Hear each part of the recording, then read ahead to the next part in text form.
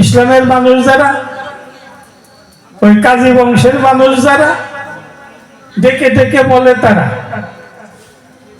এই বেচারা ইসলাম ধর্মের জাত মেরেছে, ওকে আর কবর দেওয়া যাবে না, ওর নামে জানাজা পড়া যাবে না। শরীয়তের কাজী যিনি ডাক দিয়ে বললেন, তিনি আমার কথা তোমরা নিবে, এই বাচ্চাকে নিয়ে ওই রাস্তার কাছে জঙ্গলের মধ্যে ফেলে দিয়ে আসবে। হারান আলীকে নিয়ে জঙ্গলে ফেলে দিয়ে এলো, মরে গেছে, মুসলমানরা তাই ভাবে। সারা রাত কেটে গেছে, ভোরবেলায় গৌরাঙ্গ মহাপ্রভু তার সাঙ্গপাঙ্গ নিয়ে ওই মধুমাখা হরিনাম করতে করতে ওই পথে যখন চলেছে, ওই বনের মধ্যে হারান আলী পড়া, এখানে মহাপ্রভু বলছে হরে কৃষ্ণ, ভোরের বেলায় হরে কৃষ্ণ হরে কৃষ্ণ কৃষ্ণ কৃষ্ণ হরে হরে। ভোর না, ওই বনের মধ্যে থেকেও সাউন্ড আসতেছে, যেমন ইকো হচ্ছে। গৌর হরি বলে হরে কৃষ্ণ, ওই বনের থেকে একই সুরে ভেসে আসো হরে কৃষ্ণ। পাগল হয়ে গেল, বনের মধ্যে গরু সুন্দর ঢুকেছে, জঙ্গলের ভিতর গিয়ে দেখে আহা, কালকে যে ছেলেটা আমাদের সঙ্গে এসে মধুমাখা কৃষ্ণ নাম করেছে, আজ সেই ছেলেটার এমন অবস্থা হয়ে গেছে।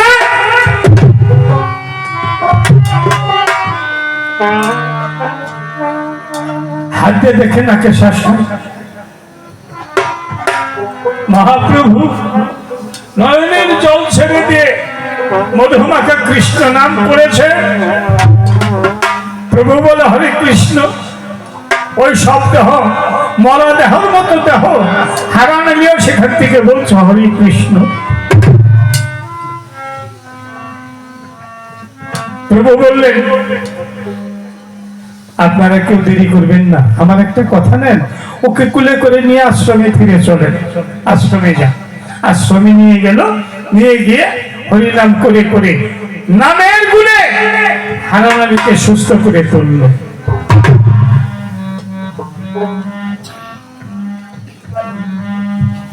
হরি নামে হয়ে গেছে হরির দাস, তাই তার নাম রাখা হয়েছে হরির দাস। যিনি হয় হরির দাস, তিনাই হন হরির দাস। পরিষ্কার ভাবে বললাম তোমার ঠাই, আমি তোমার ছেলেকে নিমন্ত্রণ করে আনি না যে আমাদের দলে এসো। আমাদের সনাতন ধর্মে নিষেধ আছে, কাউকে জোর করে সনাতন ধর্মের দীক্ষা দেওয়া যাবে না, আর যদি কেউ আসে তাকে ফিরিয়ে দিও না। তোমাদের ইসলাম ধর্মের খবর কি তা আমি জানি না। তোমার সমাজে বন্ধক রাখছিল, আরে কারণ আছে, আমি ব্রাহ্মণদের, আমিও ব্রাহ্মণ, অর্থাৎ নিমায় জগন্নাথ মিশ্রের পুত্র, উচ্চ শ্রেণীর ব্রাহ্মণ। বামনের মধ্যে দাদা ভেজাল আছে, এক বামন আর এক বামনের বাড়িতে খায় না।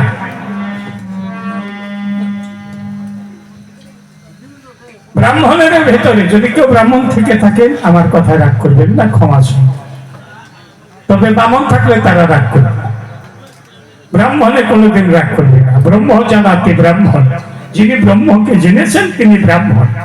আর বামন হইলো পয়টা কাটা, মানে গলায় নগুলো থাকবো, পাইটা কাটা ব্রাহ্মণ, পাইটা কাটা। ওই শ্রাদ্ধ করবো, দুইটা বইটা আপনার তা নিয়ে খাইবো, ওইটা হচ্ছে বামন।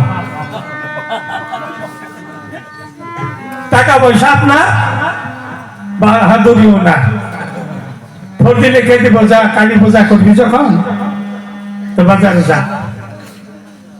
ঘিয়ান বিয়া দেখে যে ওর বাপের বসে কোনোদিন 100 টাকা ঘি কিনা খাইয়া দেখে নাই। প্রতি বোঝাই করে লেখতো, যা আধা কেজি ঘি নিয়ে আসবি, ভোগ চাউল নিয়ে আসবি 5 কেজি, মায়ের জন্য ভালো ভালো ফলমূল আনবি, অসুরের জন্য গামছা, মায়ের জন্য শাড়ি, সব যায় দেখুন ওই বামন বাড়ি।